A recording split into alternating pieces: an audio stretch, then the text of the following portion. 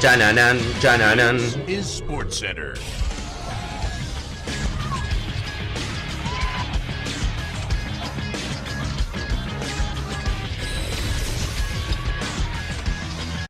Hola gente, ¿cómo andan? Un saludo grande para todos, yo soy Sanio y les traigo un nuevo video al canal. En el día de hoy vamos a hablar acerca de Joao Félix y su llegada al Barcelona. Pero puntualmente la temática del video la vamos a centrar en por qué Joao Félix fracasó en el Atlético de Madrid del Cholo Simeone. Sin duda una cuestión que me parece muy interesante de analizar, que seguramente muchos nos debemos preguntar viendo esta versión actual de Joao en el Barcelona y por qué en 3 temporadas en el Atlético de Madrid nunca se pudo adaptar a ese sistema de juego. Así que espero que les guste mucho la idea del video, que me dejen su opinión en los comentarios, que se suscriban a este canal activando la campanita y también me sigan en las redes sociales y los canales secundarios, tienen todos los links en la descripción y sin dar mucha más vuelta comenzamos con la idea del video. La llegada de Joao Félix al Atlético de Madrid se puede entender más casi como un acto de bronca ante la salida abrupta de Antoine Griezmann justamente al Barcelona que una compra necesaria pensando seriamente a futuro. El Atlético de Madrid pensó que la hemorragia por la salida de su jugador mimado, el francés que decidía irse al Barcelona, se detenía con la compra del astro portugués. Sin embargo, lejos de hacer un gran negocio, terminó siendo uno de los fracasos más grandes de la historia del fútbol. Y por lejos, para mí, el más grande de la historia del Atlético de Madrid. Haciendo un poco de memoria, Antoine se fue al Barcelona por 120 millones de euros. Una jugada que en su momento dolió mucho en la afición del Atlético de Madrid y que costaría al francés después poder volverse a ganar a la hinchada que lo hizo a base de muy buenos rendimientos.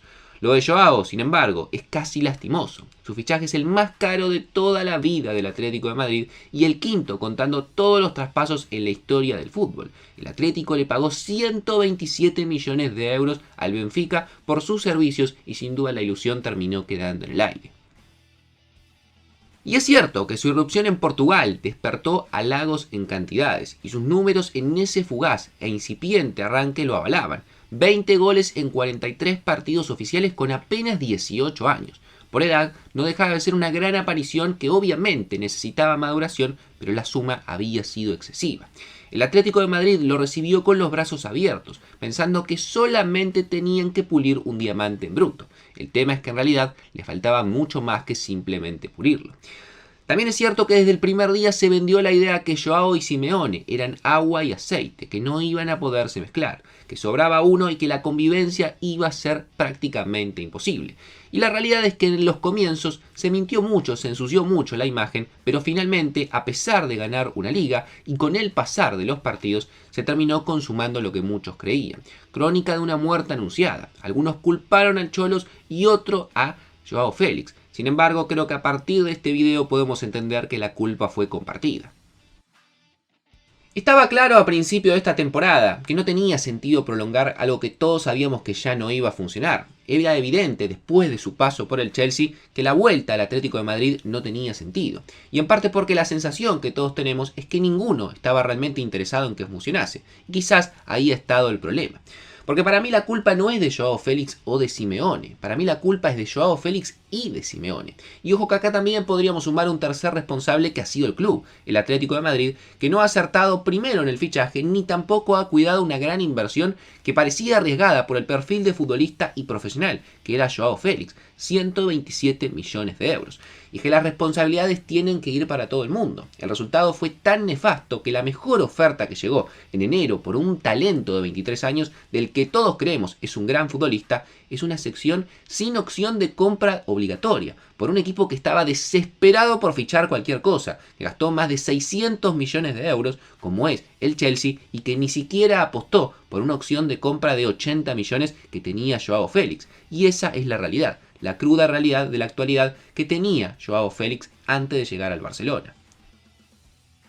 Sin duda una de las principales razones de la salida de Joao Félix y de su fracaso como jugador colchonero fue su nula relación con Diego Pablo Simeone.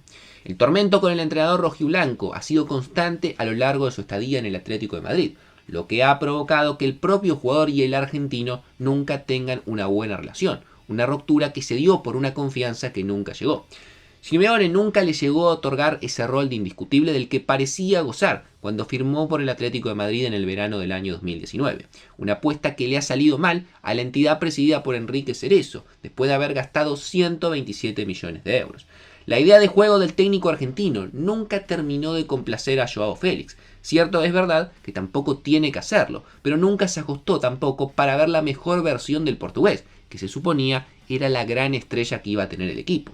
Un desencuentro continuo motivado por el esquema del Atlético de Madrid, es decir, la salida desde atrás del conjunto colchonero chocaba directamente con la posición de la estrella que tenía Joao Félix en el equipo, que siempre jugaba o buscaba jugar lo más pegado a la portería rival posible. Un frente insalvable para las dos partes que ha chocado una y otra vez. Joao Félix llegó a ocupar el lugar de Griezmann en algún momento, hoy en día indiscutible en el equipo, pero que tras su salida y su vuelta le costó adaptarse nuevamente al sistema de Simeone. El francés era uno de los mayores jugadores que tenía en cuanto a prolongación con el técnico y que representaba el espíritu justamente de Simeone y que lo conocía a la perfección. Sin embargo, Joao nunca llegó a cumplir ese papel. Su talento indiscutible apareció con cuentagotas. En sus 3 temporadas en el Atlético de Madrid disputó 131 partidos y anotó 34 goles. Sin embargo, hay un dato que refleja el paso del luso por el conjunto madrileño. Solamente de los 131 partidos llegó a completar 22 encuentros, siendo un símbolo constante del cambio del Cholo Simeone en los partidos. Las opiniones sobre el tema son diversas. Para jugadores con mucha historia en el Atlético de Madrid y que han sido dirigidos por el Cholo Simeone, por ejemplo como Diego Godín, el ego personal de Joao Félix ha estado por encima del Atlético. Sin embargo, para el Mono Burgos, mano derecha durante muchos años justamente de Simeone en el equipo colchonero, estas cosas pasan en el fútbol, pero que lo que pasó en realidad es que Simeone no pudo encontrar la mejor fusión de Joao Félix con el Atlético de Madrid, señalando que el estilo de juego y la metodología de Simeone no casaban con el perfil de este jugador. Y señalaba también el caso de Rodri cuando estaba en el Atlético de Madrid y cómo termina explotando su perfil y sus cualidades futbolísticas una vez que llega al Manchester City de la mano de Pep Guardiola.